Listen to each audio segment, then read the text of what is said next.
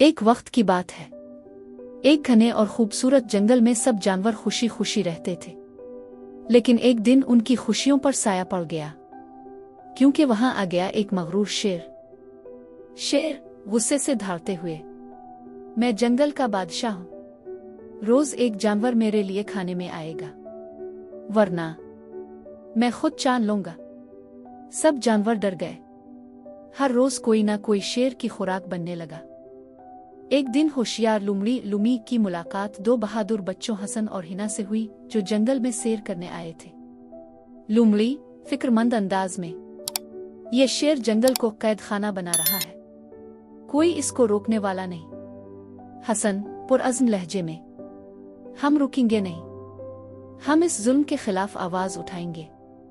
हिना मुस्कुराते हुए, हम तुम्हारे साथ हैं लुमी। तीनों ने एक चालाक मंसूबा बनाया। बच्चों ने गांव से नींद की दवा मंगवाई, लुमी ने शेर के खाने में मिला दी। लुमड़ी मुस्कुराते हुए, बस अब मजा आएगा।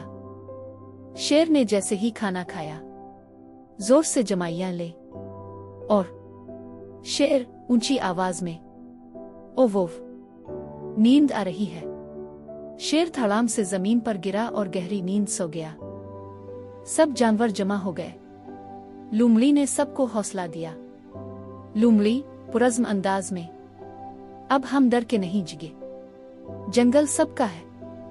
हसन बुलंद आवाज में, इकट्ठे होकर हम हर जालिम को हरा सकते हैं। जब शेर जागा तो सामने सब जानवर और बच्चे खड़े थे। शेर शर्मिंदा आवाज में, मुझे माफ कर दो, मैं अब सबका दोस्त बनना चाहता हूं। जंगल में फिर से हंसी खुशी और अमन लूट आया, और वो दिन आजादी का दिन बन गया। इखलाकी सबक, अकेला जालिम मजबूत लगता है, लेकिन जब सब मिल जाए तो इंसाफ की जीत होती है।